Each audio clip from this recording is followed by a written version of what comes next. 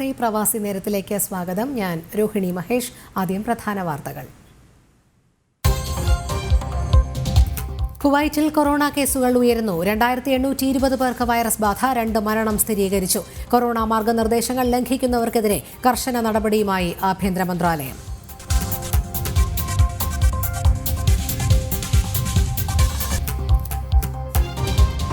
രാജ്യത്ത് കൊറോണ വ്യാപനം അതിരൂക്ഷം. പ്രതിദിന രോഗികളുടെ എണ്ണം 1,41,986 ഉയർന്നു. കഴിഞ്ഞ ദിവസത്തെ അപേക്ഷിച്ച് 21% വർധന.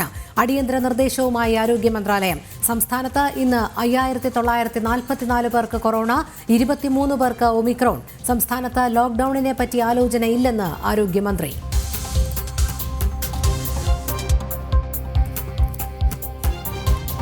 ഫയലുകൾ കാണാതായതിൽ ആരോഗ്യവകുപ്പിന് ഗുരുതര അനാസ്ഥ. വിവരങ്ങൾ ലഭിക്കാത്തതിനാൽ കേസെടുക്കാനാകില്ലെന്ന് പോലീസ്. കത്ത് നൽകിയിട്ടും മറുപടിയില്ല. കാണാതായത് ഏത് ഫയലെന്നറിയില്ലെന്ന് വീണ ജോർജ്. സമഗ്ര അന്വേഷണം വേണമെന്ന് രമേശ് ചെന്നിത്തല. കൊറോണ കാലത്ത് ആരോഗ്യവകുപ്പിൽ നടന്നത് തീവട്ടിക്കൊള്ളയെന്ന് BJP സംസ്ഥാന അധ്യക്ഷൻ കെ സുരേന്ദ്രൻ.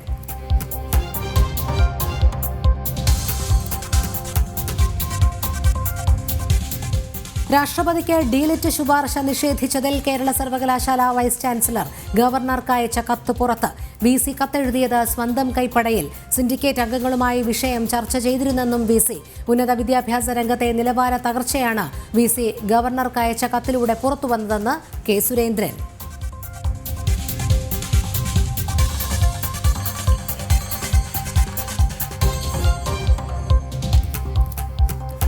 കേന്ദ്ര അനുമതിയോടെ കേരയിൽ പദ്ധതി നടപ്പാകില്ലെന്ന് കെ സുരേന്ദ്രൻ. BJP ശക്തമായ പ്രക്ഷോഭത്തിലേക്ക്. സമരത്തിന് തുടക്കം കുറിച്ച് യുവമോർച്ചയുടെ പ്രതിഷേധ പരിപാടി മാടായിപ്പാറയിൽ. മുഖ്യമന്ത്രിയുടെ കേരയിലെ പിടിവാശി വൻ കൊള്ള നടത്താനുള്ള പദ്ധതിയെന്ന് കെ സുധാകരൻ.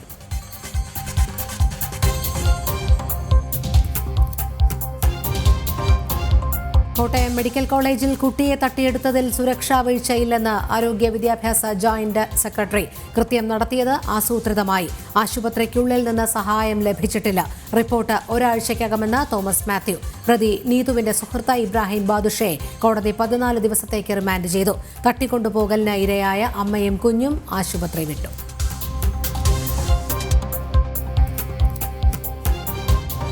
വിശദമായ വാർത്തകളിലേക്ക്. കേരളത്തിൽ തുടർച്ചയായ 2ാം ദിവസവും കൊറോണ രോഗികളുടെ എണ്ണം 5000 കടന്നു. ഇന്ന് 5,944 പേർക്കാണ് രോഗം സ്ഥിരീകരിച്ചത്. കഴിഞ്ഞ 24 മണിക്കൂറിനിടെ 60,075 സാമ്പിളുകളും പരിശോധിച്ചു.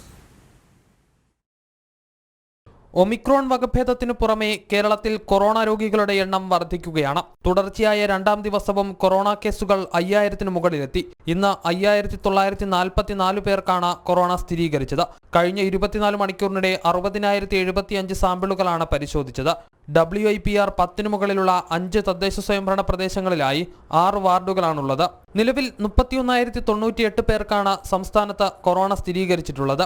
ഇതിൽ 7% ആളുകൾ മാത്രമാണ് ആശുപത്രിയിൽ പ്രവേശിപ്പിച്ചിട്ടുള്ളത്. കഴിഞ്ഞ ദിവസങ്ങളിലുണ്ടായ 33 മരണങ്ങൾ കൊറോണ മൂലമാണെന്ന് സ്ഥിരീകരിച്ചതോടെ സംസ്ഥാനത്തെ ആകെ മരണം 49,547 ആയി ഉയർന്നിട്ടുണ്ട്. ഇന്ന് രോഗം സ്ഥിരീകരിച്ചവരിൽ 80 പേർ സംസ്ഥാനത്തിന് പുറത്തുനിന്ന് വന്നവരാണ്. 5,479 പേർക്ക് സമ്പർക്കത്തിലൂടെയാണ് രോഗം ബാധിച്ചത്. 337 പേരുടെ സമ്പർക്ക ഉറവിടവും വ്യക്തമല്ല. 48 ആരോഗ്യ പ്രവർത്തകർക്കും രോഗം സ്ഥിരീകരിച്ചിട്ടുണ്ട്. ജനം, തിരുവനന്തപുരം.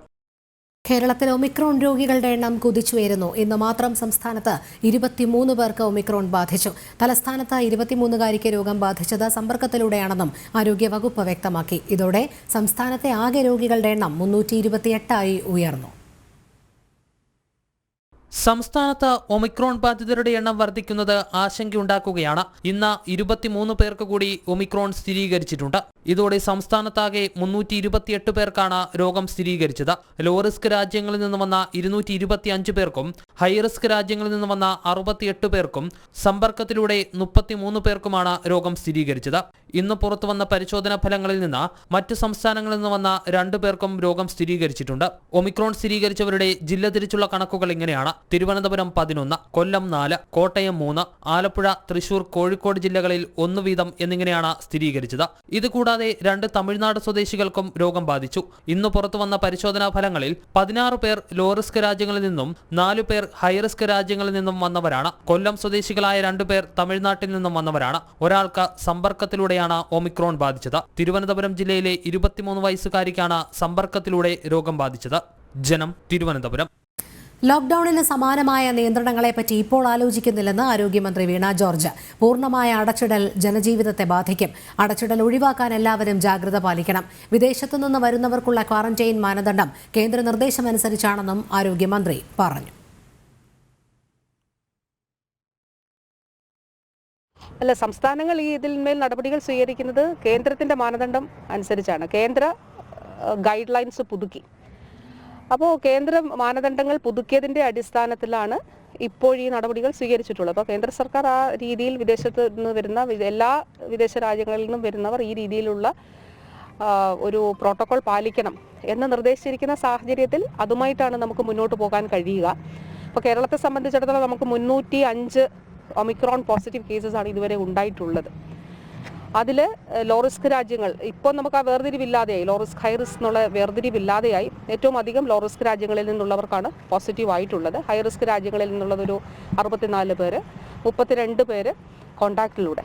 അപ്പോൾ ഇനീഷ്യൽ ആയി ഇവരുടെ യാത്ര കഴിഞ്ഞ് വരുന്നവരെ നമുക്ക് ക്വാറന്റൈൻ ചെയ്യുന്നത് കൊണ്ടാണ് വാസ്തവത്തിൽ ഈ രീതിയിലുള്ള ഒരു വ്യാപനം, സാമൂഹ്യ വ്യാപനം ഉണ്ടാകാതെ ഇരുന്നത്. ആവശ്യങ്ങൾ അംഗീകരിക്കാത്തതിൽ പ്രതിഷേധിച്ച് സർക്കാർ ഡോക്ടർമാർ വീണ്ടും സമരത്തിലേക്ക്. ഈ മാസം 18-ന് കൂട്ട അവധിയെടുത്ത് പ്രതിഷേധിക്കാനാണ് സർക്കാർ ഡോക്ടർമാരുടെ സംഘടനയായ KGMOAയുടെ തീരുമാനം. ശമ്പളവും ആനുകൂല്യങ്ങളും വെട്ടിക്കുറച്ച നടപടി റദ്ദാക്കണമെന്ന ആവശ്യം പലതവണ ഉന്നയിച്ചിട്ടും വിവിധ തരത്തിൽ 1 വർഷത്തോളം പ്രത്യക്ഷ സമരങ്ങൾ നടത്തിയിട്ടും ഡോക്ടർമാരുടെ ആവശ്യങ്ങൾ സർക്കാർ അംഗീകരിച്ചിരുന്നില്ല. ഈ നിഷേധ നിലപാടിനെതിരെയാണ് സർക്കാർ ഡോക്ടർമാർ കൂട്ടവധിയെടുത്ത് പ്രതിഷേധിക്കുന്നത്. ജനുവരി 18-ന് ഡോക്ടർമാർ അവധിയെടുക്കും. അത്യാഹിത അടിയന്തര കൊറോണ ചികിത്സയെ ബാധിക്കാത്ത വിധമാകും സമരമെന്ന Kerala government medical officers association. ഈ നിമിഷം വരെ രോഗീപരിചരണത്തെ ബാധിക്കുന്ന രീതിയിലേക്ക് ഒരു സമരത്തിലേക്ക് KGMO ഇന്നും പോയിട്ടില്ല.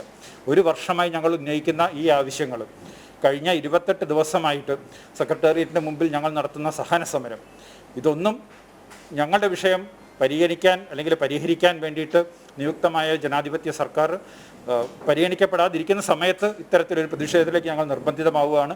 ആ സമയത്തും ഒരിക്കലും അത്യാഹിത അടിയന്തര കോവിഡ് ചികിത്സകളെ അത് ബാധിക്കില്ല എന്ന് ഉറപ്പുവരുത്തിക്കൊണ്ട് തന്നെയാണ് 18-ാം തീയതിയിലേക്ക് സമരത്തിലേക്ക് പോകുന്നത്. ആരോഗ്യമന്ത്രിയുമായി ഒടുവിൽ നടത്തിയ ചർച്ചയും വിജയിച്ചില്ല. ഇന്നലെ ആരോഗ്യവകുപ്പ് മന്ത്രിയായിട്ട് ചർച്ച നടന്നു. അതിൽ യാതൊരു വ്യക്തമായിട്ടുള്ള ഉറപ്പും ഞങ്ങൾക്ക് ലഭിച്ചിട്ടില്ല. ഞങ്ങൾ ഉന്നയിച്ച അടിസ്ഥാന പ്രശ്നങ്ങൾ, അടിസ്ഥാന ശമ്പളത്തിലെ കുറവ്, പ്രൊമോഷൻ പോസ്റ്റുകൾ ഒഴിവാക്കിയത്, പ്രൊമോഷൻ ലഭിക്കുമ്പോൾ സമയത്തുള്ള ശമ്പളത്തിൽ വരുന്ന കുറവ് തുടങ്ങി ലഭിച്ചുകൊണ്ടിരുന്ന ഒരുപാട് അലവൻസുകളും ആനുകൂല്യങ്ങളും നിർത്തലാക്കിയ കാര്യത്തിലൊന്നും യാതൊരു തീരുമാനവും അതിനകത്തുണ്ടായിട്ടില്ല. കൊറോണ കാലത്ത് കടുത്ത മാനസിക സമ്മർദ്ദം സഹിച്ച് ജോലി ചെയ്ത ഡോക്ടർമാരുടെ റിസ്ക് അലവൻസ് നൽകാത്തതും ശമ്പള പരിഷ്കരണത്തിൽ ആനുകൂല്യങ്ങൾ വെട്ടിക്കുറച്ചതുമെല്ലാം സർക്കാരിന്റെ വജ്രപരമായ നടപടിയെന്ന് KGMOA വിമർശിച്ചു. ജനം, കോഴിക്കോട്. കുവൈറ്റിൽ പ്രതിദിന കൊറോണ കേസുകൾ ഉയരുന്നു. 24 മണിക്കൂറിനിടെ 2820 പേർക്ക് രോഗം സ്ഥിരീകരിച്ചു. 2 മരണവും റിപ്പോർട്ട് ചെയ്തു. 313 പേർ രോഗമുക്തി നേടിയതായും ആരോഗ്യ മന്ത്രാലയം അറിയിച്ചു. വിവിധ ആശുപത്രികളിലായി കൊറോണ ചികിത്സയിൽ കഴിയുന്ന 87 പേരിൽ 12 പേർ തീവ്രപരിചരണ വിഭാഗത്തിലാണ്. 9.1% ഇന്നത്തെ ടെസ്റ്റ് പോസിറ്റിവിറ്റി നിരക്ക്. UAEയിൽ വെള്ളിയാഴ്ച ആദ്യമായി പ്രവൃത്തി ദിനമായപ്പോൾ ഷാർജ ഒഴികെയുള്ള എമിററ്റുകളിൽ 70% സർക്കാർ ജീവനക്കാർ ജോലിക്കെത്തി. ഷാർജയിൽ വെള്ളി, ശനി, ഞായർ ദിവസങ്ങൾ അവധിയാണ്. പുതിയ വാരാന്ത്യ അവധി നിലവിൽ വന്നതോടെ വെള്ളിയാഴ്ച UAEയിൽ ഷാർജ ഒഴികെയുള്ള എല്ലാ എമിറേറ്റിലെയും സർക്കാർ ജീവനക്കാർ ജോലിക്കെത്തി. 70% സർക്കാർ ജീവനക്കാർ ജോലിക്കെത്തിയതായി അധികൃതർ അറിയിച്ചു. രാജ്യത്തെ ഭൂരിഭാഗ സ്വകാര്യ മേഖലാ സ്ഥാപനങ്ങൾക്കും വെള്ളിയാഴ്ച പ്രവൃത്തി ദിനമായിരുന്നു. അതേസമയം ജോലിസ്ഥലങ്ങളിൽ നിന്ന് അകലെ താമസിക്കുന്നവർക്കും പ്രത്യേക സാഹചര്യങ്ങളിലും കമ്പനികളുടെ അനുമതിയോടെ വെള്ളിയാഴ്ചകളിൽ വീടുകളിൽ ഇരുന്ന് ജോലി ചെയ്യാനുള്ള സൗകര്യവും ഏർപ്പെടുത്തിയിരുന്നു. മെച്ചപ്പെട്ട ജീവിത സാഹചര്യമൊരുക്കി തൊഴിൽ ജീവിത സന്തുലിതാവസ്ഥ കൈവരിക്കുന്നതിനും ഉൽപാദനക്ഷമത വർദ്ധിപ്പിക്കുന്നതിന് ജീവനക്കാരെ സഹായിക്കുന്നതിനുമാണ് പുതിയ വാരാന്ത്യ അവധി നടപ്പാക്കിയത്. സർക്കാർ ജീവനക്കാർക്ക് ജോലി സമയം തിങ്കൾ മുതൽ വ്യാഴം വരെ രാവിലെ 7:30 ആരംഭിച്ച് 3:30 അവസാനിക്കും. വെള്ളിയാഴ്ച രാവിലെ 7:30 മുതൽ ഉച്ചയ്ക്ക് 12:30 വരെയാണ് പുതിയ സമയക്രമം. വെള്ളിയാഴ്ച ജുമാ പ്രാർത്ഥനാ സമയം 1:15 പുത്തൻ അനുഭവമായി. ജനം, ദുബായ്. കുവൈറ്റിലെ വനിതകളുടെ പൊതുകൂട്ടായ്മയായ വനിതാവേദി കുവൈറ്റ് അബ്ബാസിയ ഫഹീൽ മേഖലകൾ കേന്ദ്രീകരിച്ച് പുതുവത്സരാഘോഷം സംഘടിപ്പിച്ചു. കുട്ടികളുടെയും മുതിർന്നവരുടെയും വിവിധ കലാപരിപാടികളും ആഘോഷ പരിപാടികളും അംഗങ്ങൾ തയ്യാറാക്കിയ ക്രിസ്മസ് വിരുന്നും പരിപാടിയിൽ അരങ്ങേറി. അബ്ബാസിയയിൽ president Sajida അസ്കറിയയും ഫഹീലിൽ vice president Ameena അജ്നാസും യോഗത്തിൽ അധ്യക്ഷരായി. ജനറൽ സെക്രട്ടറി ആശ ബാലകൃഷ്ണൻ, ജോയിന്റ് സെക്രട്ടറി പ്രസീത ജിതിൻ എന്നിവർ സംസാരിച്ചു.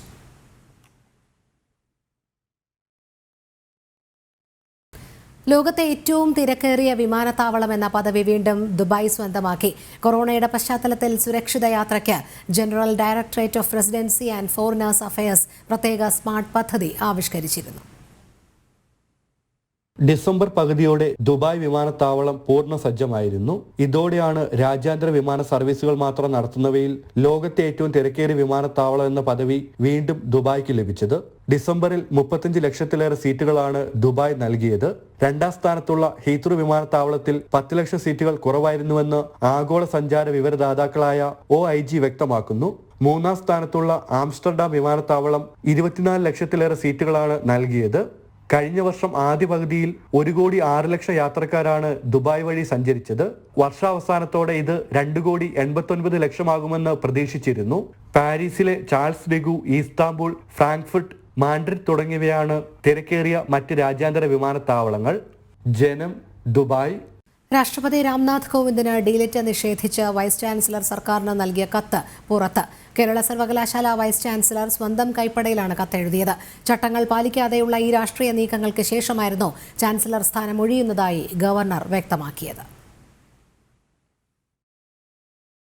കഴിഞ്ഞ ഡിസംബർ 7-നാണ് രാഷ്ട്രപതി രാംനാഥ് കോവിന്ദിന് ഡിലിറ്റ് നൽകാനുള്ള ശുപാർശ തള്ളി വൈസ് ചാൻസലർ ഗവർണർക്ക് കത്ത് നൽകിയത്. സ്വന്തം കൈപ്പടയിൽ എഴുതിയ കത്ത് വൈസ് ചാൻസലർ രഹസ്യമായി രാജ്ഭവനിൽ എത്തിക്കുകയായിരുന്നു. ഡിലിറ്റ് നൽകണമെന്ന ചാൻസലർ കൂടിയായ ഗവർണർ ശുപാർശ ചെയ്താൽ സിൻഡിക്കേറ്റ് യോഗം ചേർന്ന് തീരുമാനമെടുക്കണം. സാധാരണ രീതിയിൽ രാഷ്ട്രപതിക്ക് ഡിലിറ്റ് നൽകണമെന്ന ശുപാർശകൾ ഒരു സർവകലാശാലകളും തള്ളാറില്ല. ഇവിടെ സിൻഡിക്കേറ്റ് യോഗം ചേരുന്നതിന് പകരം സിൻഡിക്കേറ്റ് അംഗങ്ങളുമായി താൻ നേരിട്ട് ചർച്ച നടത്തി തീരുമാനമെടുത്തെന്നാണ് വൈസ് ചാൻസലർ വ്യക്തമാക്കിയത്. സിൻഡിക്കേറ്റിൽ ഒരാളൊഴികെ മറ്റെല്ലാവരും ഇടതുപക്ഷക്കാരാണ്. ചട്ടങ്ങൾ മറികടന്നുള്ള ഈ നീക്കമാണ് ഗവർണറെ പ്രകോപിപ്പിച്ചത്. രാഷ്ട്രപതിക്ക് ഡിലിറ്റ് നൽകുന്നതിൽ പോലുമുള്ള ഈ സമീപനം സർവകലാശാലകളിലെ രാഷ്ട്രീയ അതിപ്രസരത്തിന് തെളിവായി ഗവർണർ വിലയിരുത്തുന്നു. ഈ കത്ത് ലഭിച്ചതിന് പിന്നാലെയാണ് ചാൻസലർ സ്ഥാനം ഒഴിയുകയാണെന്ന് വ്യക്തമാക്കി ഗവർണർ മുഖ്യമന്ത്രിക്ക് കത്ത് നൽകിയത്. രാഷ്ട്രപതി സ്ഥാനത്തിന് പോലും രാഷ്ട്രീയം മുൻനിർത്തി ബഹുമാനം നൽകാത്ത ഇടതുമുന്നണിയുടെയും സർവകലാശാലയുടെയും നിലപാട് ദേശീയതലത്തിൽ പോലും വലിയ ചർച്ചകൾക്ക് വഴിവെക്കും. ജനം, തിരുവനന്തപുരം. ആരോഗ്യവകുപ്പ് ആസ്ഥാനത്ത് നിന്നും ഫയലുകൾ കാണാതായ സംഭവത്തിൽ ആരോഗ്യവകുപ്പ് വിവരങ്ങൾ നൽകിയില്ലെന്ന് പോലീസ്. ഏതൊക്കെ ഫയലുകൾ കാണാതായെന്നോ ആരാണ് ഉത്തരവാദിയെന്നോ അറിയിച്ചില്ല. ഇതാണ് കേസെടുക്കാൻ തടസ്സമെന്നും പോലീസ് വ്യക്തമാക്കുന്നു. ആരോഗ്യവകുപ്പ് ഡയറക്ടർക്ക് വിവരങ്ങൾ തേടി കത്തയച്ചിട്ടും മറുപടി നൽകിയില്ലെന്നാണ് പോലീസിന്റെ നിലപാട്. കഴിഞ്ഞ നവംബർ മാസം അവസാനമാണ് ആരോഗ്യവകുപ്പ് ആസ്ഥാനത്ത് നിന്നും ഫയലുകൾ കാണാതായെന്ന പരാതി തിരുവനന്തപുരം സിറ്റി പോലീസ് കമ്മീഷണർക്ക് ലഭിക്കുന്നത്. ആരോഗ്യവകുപ്പ് ഡയറക്ടർ നൽകിയ പരാതി ഉടൻ അന്വേഷണത്തിനായി പോലീസ് സ്റ്റേഷനിലേക്ക് കൈമാറി. പോലീസ് ആരോഗ്യവകുപ്പ് ആസ്ഥാനത്തെത്തി വിവരങ്ങൾ തേടിയെങ്കിലും പ്രയോജനമുണ്ടായില്ല. എത്ര ഫയലുകൾ കാണാതായെന്നോ ഏത് ഉദ്യോഗസ്ഥനാണ് ഉത്തരവാദിയെന്നോ പോലും ആരോഗ്യവകുപ്പ് അറിയിച്ചില്ലെന്ന് പോലീസ് പറയുന്നു. സുരക്ഷാ ഉദ്യോഗസ്ഥരും CCTV ക്യാമറകളുമുള്ള ഓഫീസിൽ നിന്നും ഉദ്യോഗസ്ഥർ അറിയാതെ ഫയലുകൾ പുറത്തേക്ക് പോകില്ലെന്നാണ് പോലീസിന്റെ വിലയിരുത്തൽ. വിവരങ്ങൾ ലഭിക്കാതെ കേസെടുക്കാനാകില്ലെന്ന് ചൂണ്ടിക്കാട്ടി പോലീസ് കത്ത് നൽകിയിട്ടും ആരോഗ്യവകുപ്പ് ഡയറക്ടർ അനങ്ങിയില്ല. സംഭവം വിവാദമായ സാഹചര്യത്തിൽ ഇക്കാര്യത്തിലെ അന്വേഷണം തുടരാനാണ് പോലീസിന്റെ തീരുമാനം. തിങ്കളാഴ്ച തിരുവനന്തപുരം സിറ്റി പോലീസ് കമ്മീഷണർ നേരിട്ട് ഇക്കാര്യത്തിൽ വിലയിരുത്തൽ നടത്തും. ആരോഗ്യവകുപ്പ് സഹകരിച്ചില്ലെങ്കിലും CCTV ക്യാമറകൾ ഉൾപ്പെടെ പരിശോധിച്ച് അന്വേഷണം നടത്താനാണ് പോലീസിന്റെ നീക്കം. ക്രമക്കേടുകൾ മറയ്ക്കാനാണ് ഫയലുകൾ കടത്തിയതെന്ന് പോലീസും സംശയിക്കുന്നുണ്ട്. ജനം, തിരുവനന്തപുരം. ആരോഗ്യവകുപ്പിൽ നിന്ന് നഷ്ടപ്പെട്ടത് ഏത് ഫയലുകളെന്ന് അറിയില്ലെന്ന് മന്ത്രി വീണ ജോർജ്. വർഷങ്ങൾക്ക് മുൻപുള്ള ഫയലുകളാണ്. ആരോഗ്യവകുപ്പിന്റെ പരാതിയിലാണ് അന്വേഷണമെന്നും മന്ത്രി പറഞ്ഞു.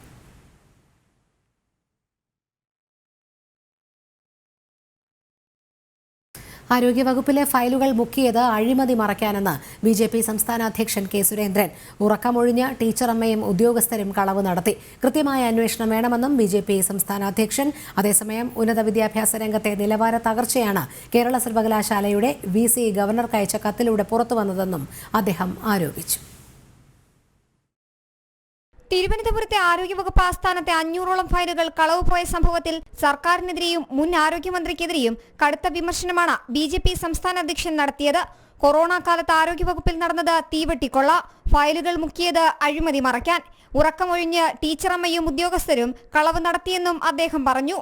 ഉറക്കമൊഴിഞ്ഞ് ടീച്ചറമ്മ കൊള്ള നടത്തുകയായിരുന്നു. 1600 കോടി രൂപയുടെ കൊള്ള എന്നൊരു ചില്ലറ കൊള്ളയാണോ? രാവും പകലും നേരം വെളുക്കുവോളം കക്കുകയായിരുന്നു ആരോഗ്യമന്ത്രിയും കൂട്ടരും.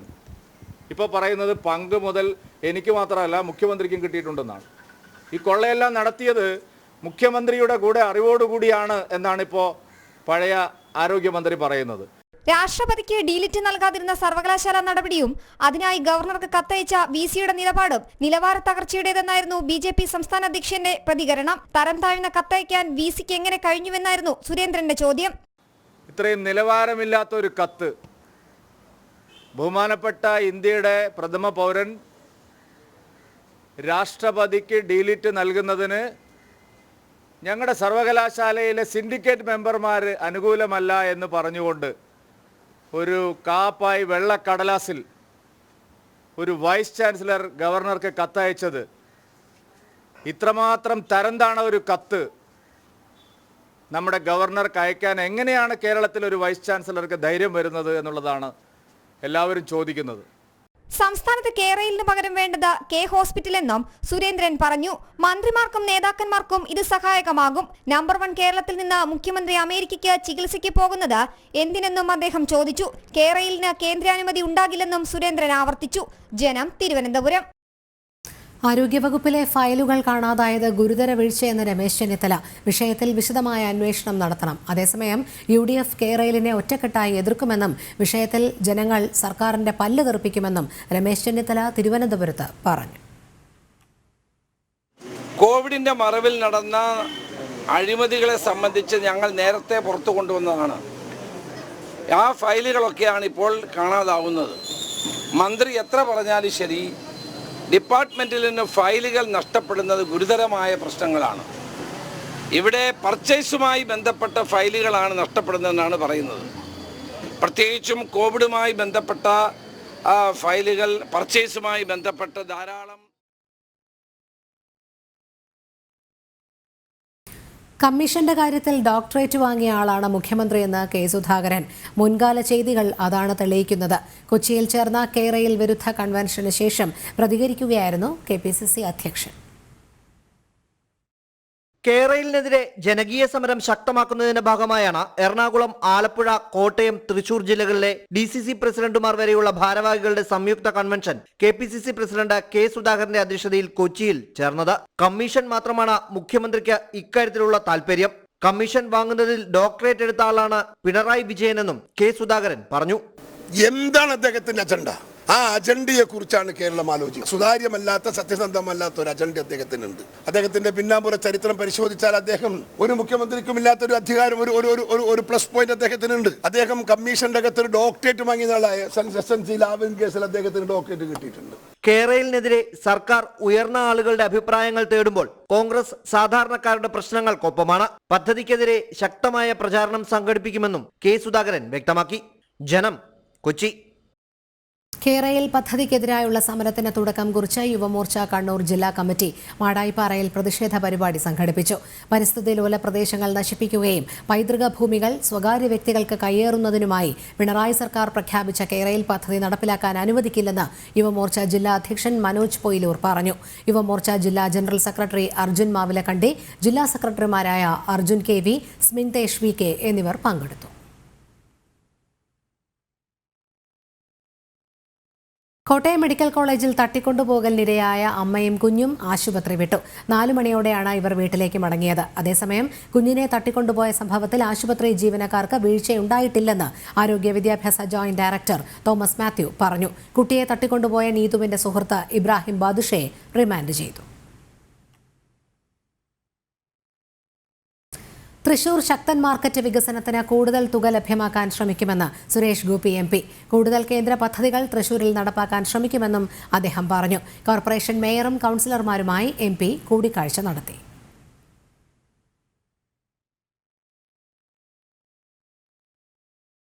പ്രവാസി നേരം പൂർണ്ണമാകുന്നു. കൂടുതൽ വാർത്തകൾക്കും വീഡിയോകൾക്കും JanamTV.com സന്ദർശിക്കുക. നമസ്തേ.